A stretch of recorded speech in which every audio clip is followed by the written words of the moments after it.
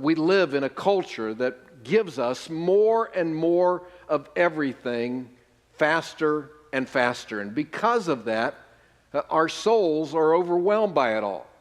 We find ourselves over anxious, over stressed, overburdened. Our soul, we identified last Sunday morning as the essence of who we are. It's our inner being. It's our mind, our will, our emotions. And we need to find some rest for our weary souls. And so, last Sunday morning, we looked to the great physician, Jesus, asking him, is there a remedy for our soul-sick condition? And we found him speaking these words in Matthew chapter 11, "Come to me, all who are weary and carry heavy burdens, and I will give you rest. Take my yoke upon you. Let me teach you, because I am humble and gentle at heart, and you will find rest for your souls." Instead of the more and more that the world wants to give to us, we need more of God. We need more of His abundant life. We need more of His Spirit, more of His goodness, more of His grace.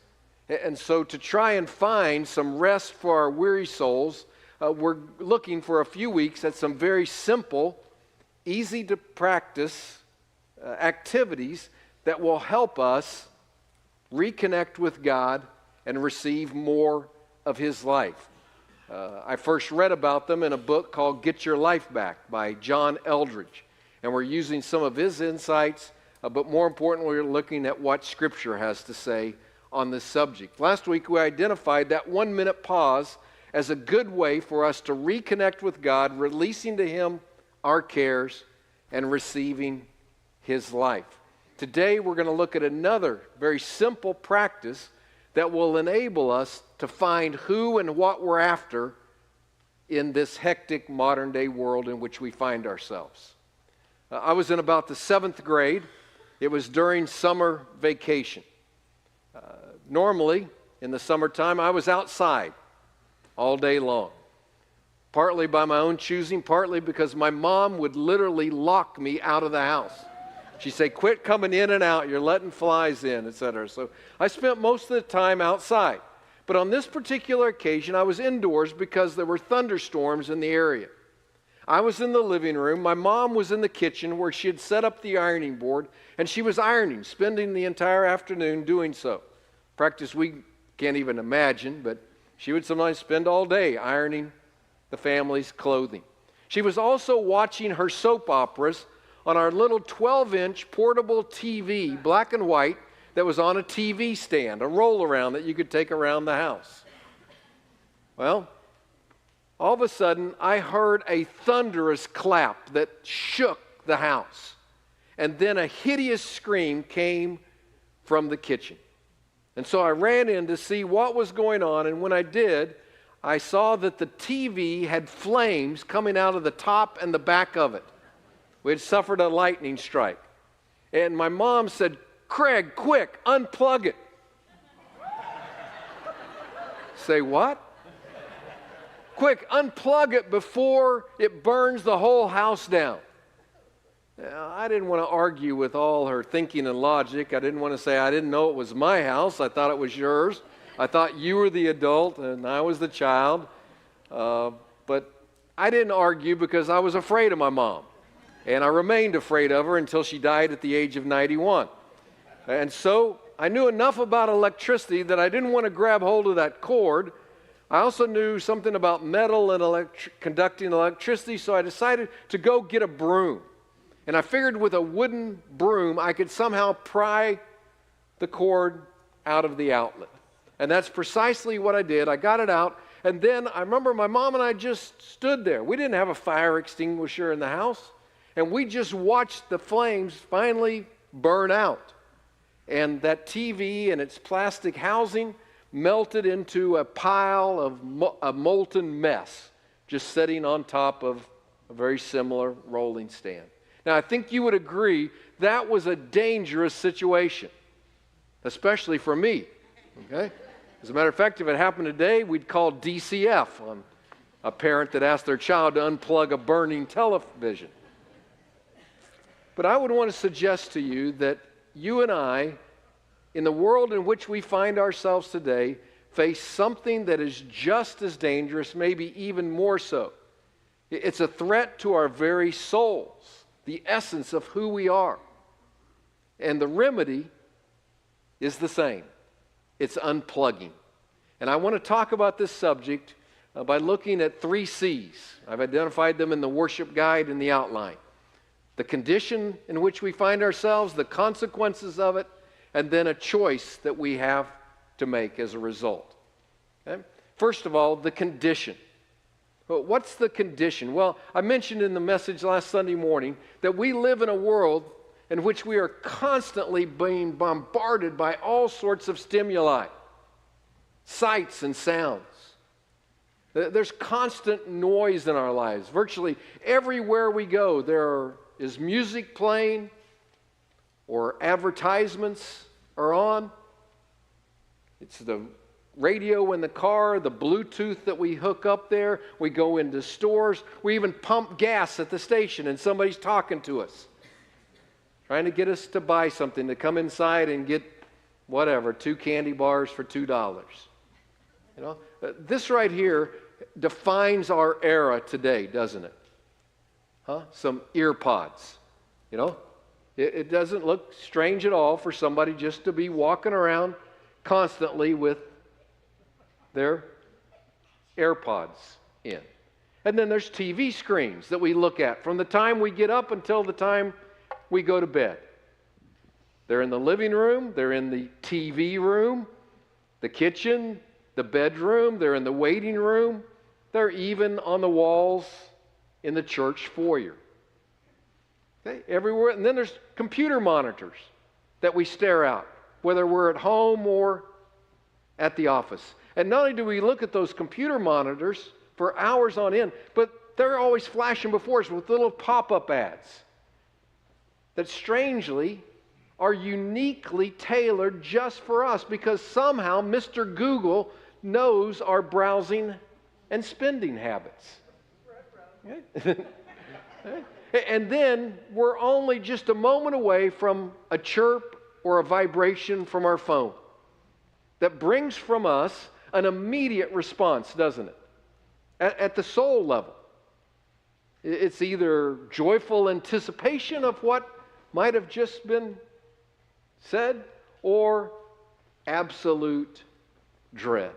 In either case, it interrupts our lives, throws us off course, it distracts us, and oftentimes sends us down through that internet rabbit hole of oblivion.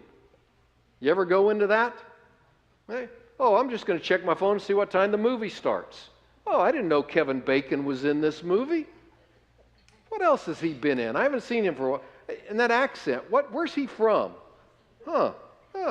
He's married to Kyra Sedgwick? I didn't know that. I haven't seen her in a movie in years. I wonder what movies she's been in.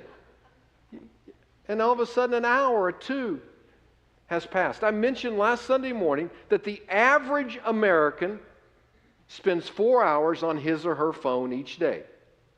They spend an additional 3 hours using apps of some sort.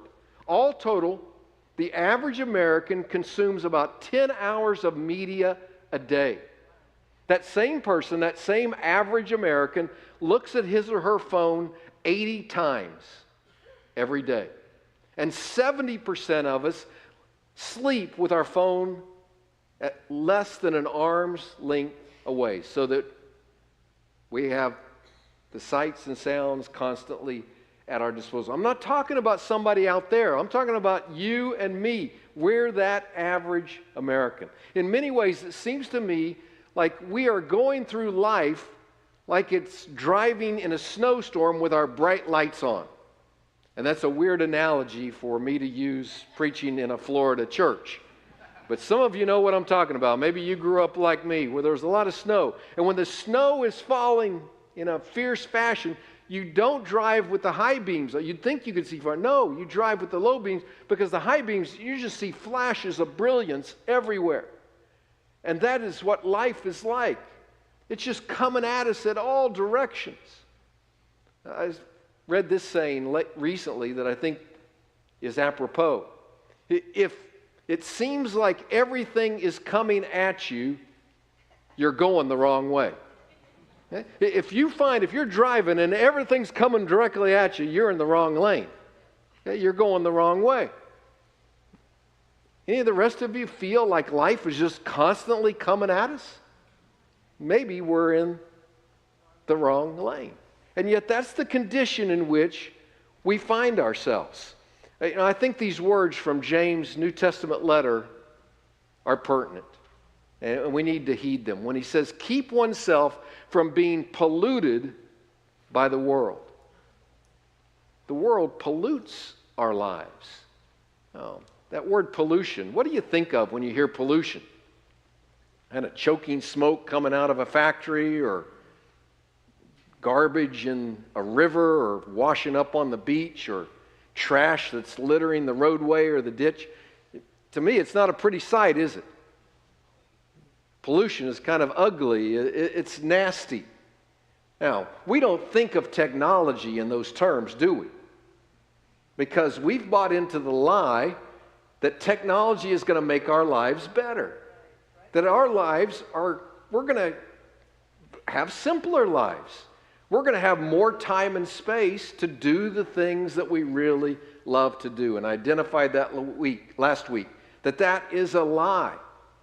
But we've believed that lie, and because of that, for many, if not most of us, if not all of us, technology has become an addiction. You know, the nature of an addiction is that it always is rooted in a deception. Just drink this and you'll feel better. Take this and you'll be more like yourself. You'll be more alert. Okay? Well, we've bought into a deception, into a lie. Now, if you don't believe me, and most of you don't, that it's an addiction, just think about your reaction when you don't have access to that technology or to a phone, that you lose your phone. Or I know it happened to me just a few months ago. I took my phone in for service for 4 hours to get the screen replaced. I didn't know what to do. I mean, what kind of crisis might come up in the next 4? Who might be trying to get a hold of me? So I came back to the office and stayed near a computer so they could at least email me. Okay? It has this addictive quality. And like addicts, we justify it. We make all sorts of excuses for it. Well, I need it because it helps me keep up with the news or stay in touch with folks at work. Or here's my favorite. I hear this more than anything else.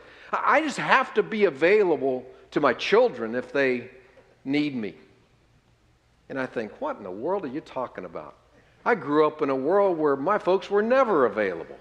When I was not that because of their choice, it was just the reality. I didn't know how to get a hold of them. They didn't want to be available.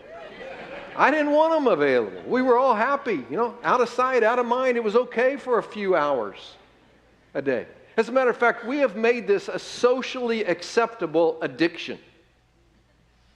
I mean, think about it. Somebody says, well, I don't watch TV. I don't even have a TV. What are you, some kind of nut job? I mean, what? No. Or I don't have a phone. I just use this flip phone. I just use it to make phone calls on. What? We can't even understand. No offense if you fit those categories intended. But, I mean, that's kind of our mindset, isn't it? We can't figure it out. I think in many ways, we actually kind of embrace this addiction. We find comfort in it. And the reason is we like the distraction of technology because it allows us the opportunity to not have to pay attention to our souls. In those souls are a lot of hurts and disappointments and fears and anxieties, and it's nice to kind of not have to look there for a while, isn't it?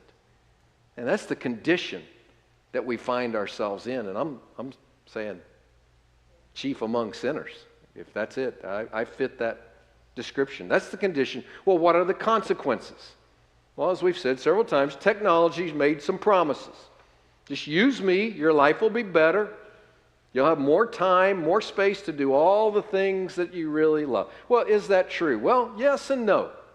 I mean, we can't deny that technology has made our lives better in some ways, right? We now have access, instant access to virtually any and all information. It's kind of leveled the playing field between the haves and the have-nots. We have that. It's provided us some really good entertainment. It allows us to work or to shop from home. There's a lot of conveniences. It has allowed us to connect with other people. But there's also a lot of adverse consequences.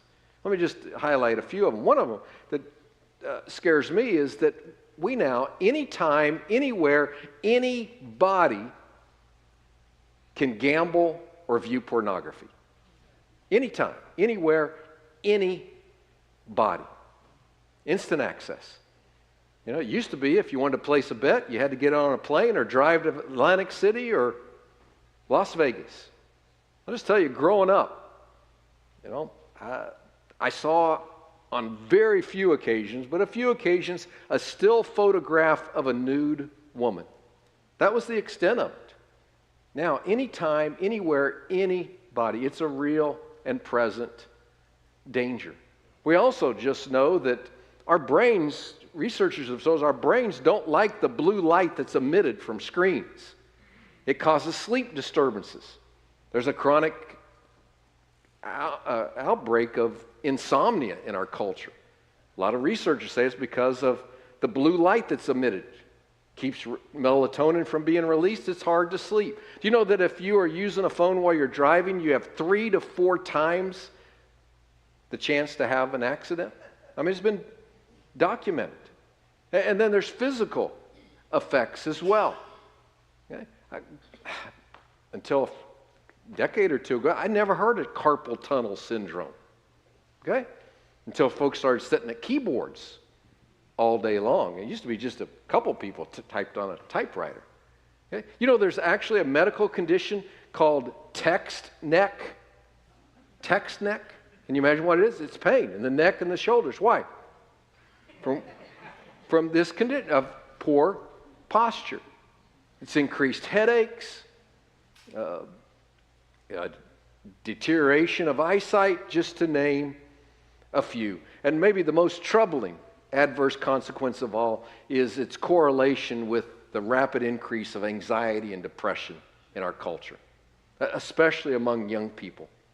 Okay? From 2010 to 2020, in that one decade, the rates of anxiety, diagnosed anxiety, depression, self-harm, and suicide all at least doubled, and some of those more than doubled in that one decade. Greatest rise we ever saw.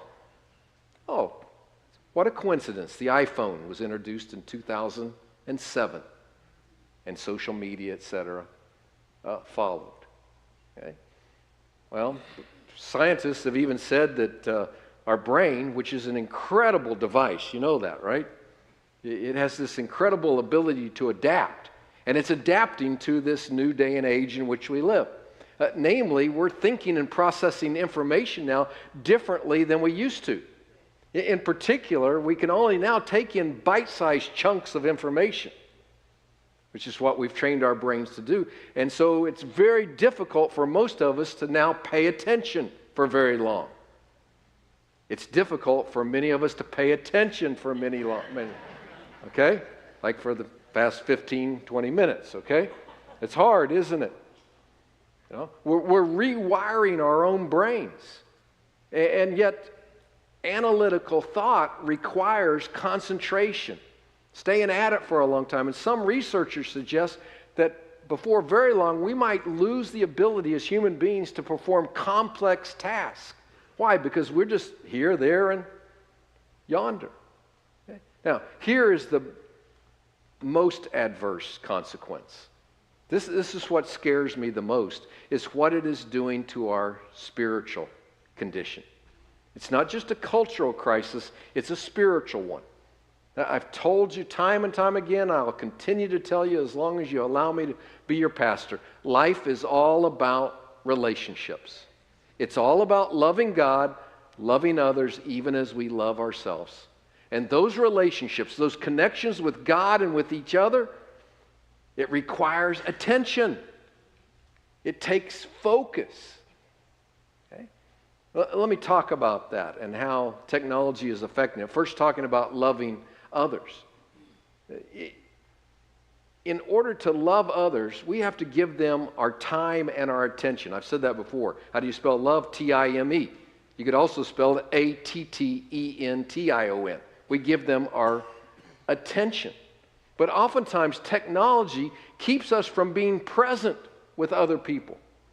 I discovered this. My mom died 5 years ago at the age of 91. The last decade of her life, virtually every Friday morning, we went and had breakfast together. Okay? We enjoyed that time. But I found over the course of doing that I wasn't oftentimes really connecting with my mom and paying attention. Why? Because I was on my phone. And she's talking and I was on. And so I finally made a conscious decision that when I was with my mom at breakfast, I just wouldn't take my phone because I wanted to focus on her. You know, researchers have also found that some of the higher emotions, namely empathy and compassion, occur in our brain neurally on a much slower basis. Some things happen fast. The neurons fire. Fear, anxiety, those happen quickly. Compassion and empathy, they take some time. Wow, isn't that interesting?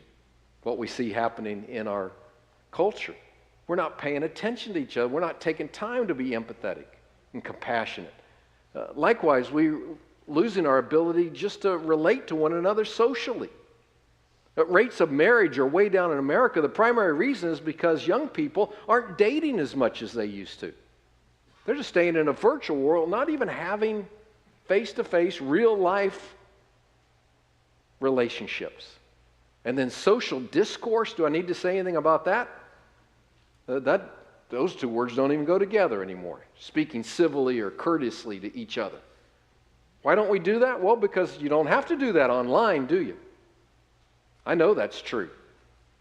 We say things online that we would never say to a person's face. And the reason I know that's true, because I've had folks send me emails about things and said it in ways that they never said that to me face to face.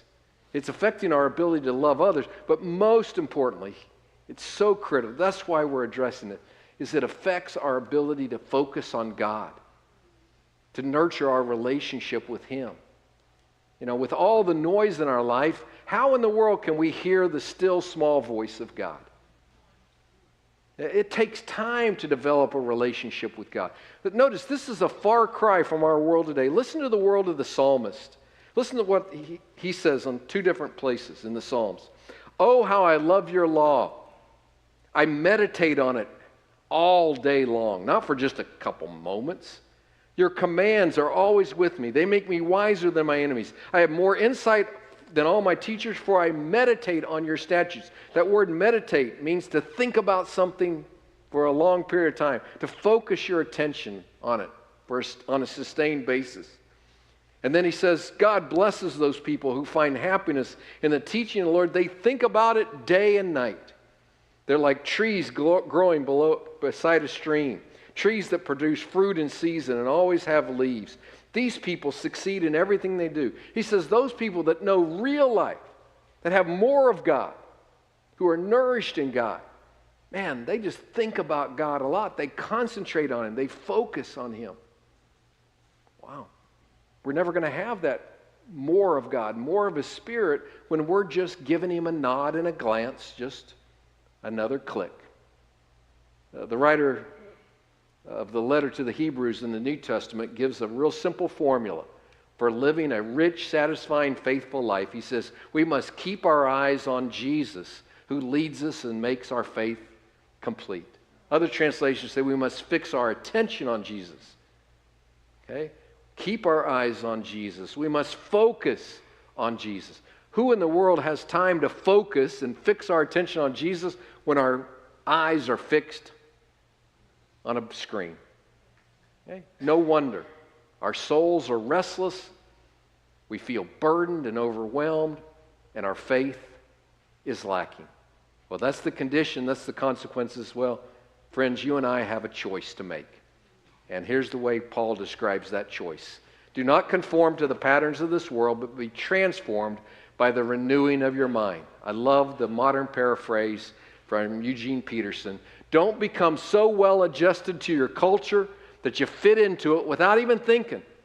Instead, fix your attention on God. You'll be changed from the inside out. We have two choices. Okay? Well, we can focus on what the world has to offer. We can take in the more and the more of electronic devices and media. Or we can fix our attention on God. We can focus on Him, the life that He can provide. It comes down to this, and these are the two blanks to fill in on your worship guide outline. We can either conform or we can conquer. Let me talk about each of those just very briefly. We can conform. We can do what Paul says. We can just kind of become well-adjusted to our culture. We can just go with the flow, if you will. And, well, at best, it'll provide some benefits. The best, though, it can do is give us kind of a medicated sense of connection with God and with others. We're just a little bit numbed, but that's okay. We find a little bit of satisfaction and meaning in life, but ultimately it leaves us yearning for a whole lot more. And so that's the choice we need to make, not to conform, but to conquer. I'm not saying that we need to live a monastic lifestyle and to take a vow of abstinence from all electronic media. We don't have to swear off and renounce the forces of wickedness in iPhone and Android. You can if you want, but I'm not saying that's what you have to do. But I am saying that we need to learn how to control technology rather than be controlled by it. Like Christians have through the ages, we have to learn how can we be in this world but not of this world. Scripture makes it clear. You and I, as Christians, followers of Christ, we are aliens. We're strangers. We're just passing through this world. And so Christians, from the beginning of time, have always asked themselves, okay, we live in this culture. What part of it can we participate in? What part do we need to distance ourselves in order to live as God's people? It's no different from us than it's been for anybody. This is just our cross, if you will, that we have to bear. This is the decision that we've got to make. How are we going to do it? And I would suggest to you that we need to control how we respond to it. Not only that, we need to conquer it so that we grab it by the throat and say, hey, these are the terms that we're going to use that will allow us to follow God. We're not going to allow it to be squeezed into its mold. We're not just going to take everything that comes our way because we want to stay connected to God and to Him and to His life. I think Paul's words to the Romans are apropos when he says, in all things we are more than conquerors through Him who loved us. In all things. You know what that word all means? All, exactly. Okay, you don't have to be a Greek scholar. It's an easy one. That includes technology, media, all the electronics. And so here's what I want to do. I just want to close with this. I want to share with you some ways that you and I can unplug from technology. And I'm going to give you a quick 10. And I'm not saying you need to do all of these. I'm not saying you need to do any of them. Quite honestly, they're more for me than they are for you. If they help you out, then fine. But I would encourage you as I go through this list, just pick out 2 or maybe 3 that you say, yeah, that resonates with me. I think that might be a good way for me to not conform to the culture and allow God to transform my life. So identify maybe 3 of them that you could practice, not forever, just for the next week, just for the next 7 days. And a few of these come from John Eldredge in his books. The others come from another wise person that I consult. Oftentimes, his name's Craig Carter. It's just a coincidence that we share the same name. So here they are. First one, practice silence. Get in your phone. Don't turn on the phone radio. Don't connect the Bluetooth.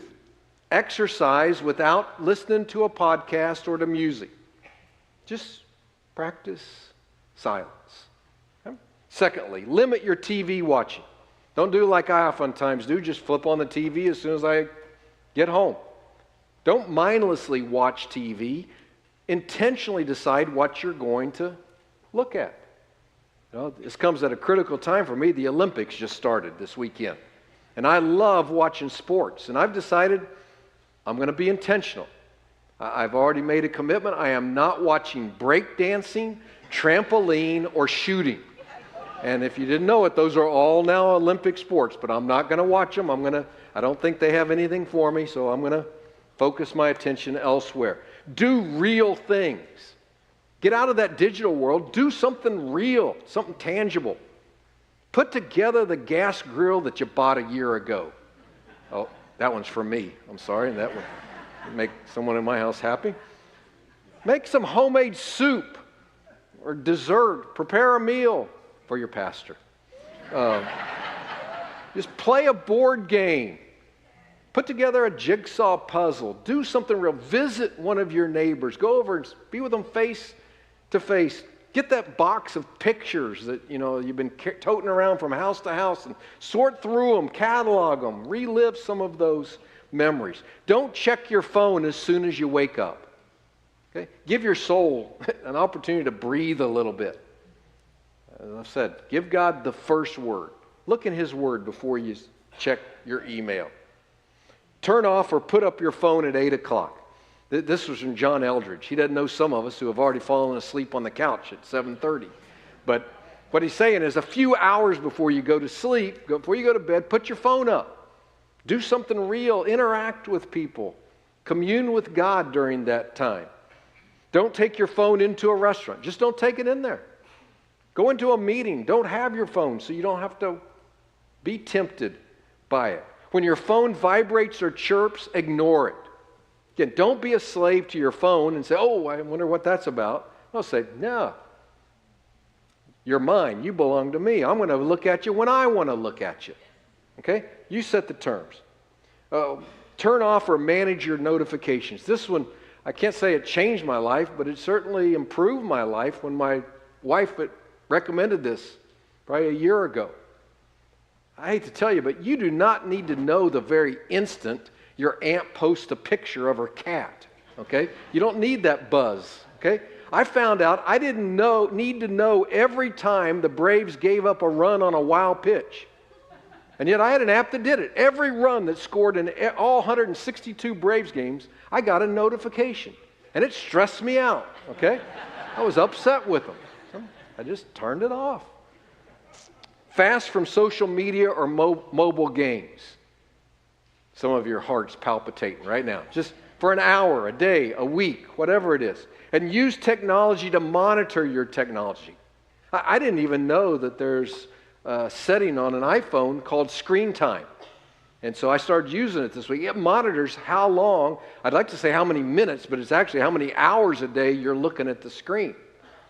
It'll also allow you to set limits on different apps. My insurance company has a safe driving app. And I found out I could save up to 30% off my insurance premium. So I started using it. And I'm cheap, so I don't text anymore. I don't even answer the phone when I'm in the car. Because I don't know how much it grades me down, but it puts a point against me.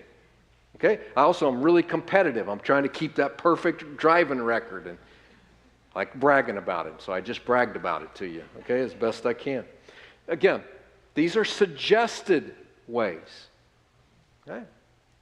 Choose one, choose two, choose them all. But if not these, do something. Just going to close with this. I got a good friend in the ministry. He recently retired. It was his first appointment. 25 years old, went to a church out in western Alabama. Went to the church, met a lady. Her husband was not a Christian, and it was one of those kind of sick-'em preacher situations. Preacher, will you go visit my husband and lead him to the Lord? And so he dutifully went and visited this man, and he went to visit with him, found him very cordial. They had a nice conversation, and he said just in the middle of the conversation, just out of nowhere, had nothing to do with what they were talking about. The man looked at him and said, "Preacher," said, "do you think a man can drink and still be a Christian?" He said he knew, he was young, but he knew this was a trick question. And he said, he just asked God, "What do I need to say?" And he said, "God gave me what I believe is the wisest thing I ever said. And I've known this guy for 40 years. It is the wisest thing he ever said." He said, "Do you really want to know what I think about that subject? Or are you trying to tell me that you drink?" And the guy said, "Well, preacher, I guess what I'm trying to tell you is that I drink. And if you keep showing up over here unannounced, you're probably going to find me one day drinking a beer or having a glass of whiskey. My friend said, that's okay. If you don't mind me coming by, that's all right. He said, but I will ask you one thing. Will you just talk to God about it? And if he tells you to quit drinking, will you listen to him? Will you obey him? The guy said, sure. Well, they continued their conversations for weeks and into months. And into the story is ultimately the guy became a Christian, got radically saved, and as part of his conversion felt God telling him that he needed to give up his beloved drinking habit. Now, I say that to you this morning for this reason. I'm not saying to you, please don't hear me saying this. I'm not saying that you can look at your phone 24/7 and still be a Christian. You can. But will you just please ask God what he thinks about that practice? And will you listen to him and will you obey him? If he tells you to unplug in any way at any time, will you do it? Okay? And I'd say ask him in the presence of other Christians, because we can sometimes get answers from God that I'm not sure are God. Okay? Run that by a few folks. If you will do that, if you'll ask God, if you'll listen to him, if you'll obey him, here's my promise. I guarantee you'll find more of who and what you're after.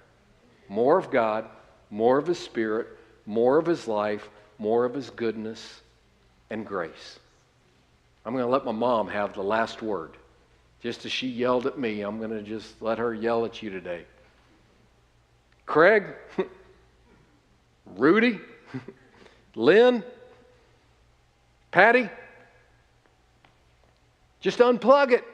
Unplug it before it kills your soul.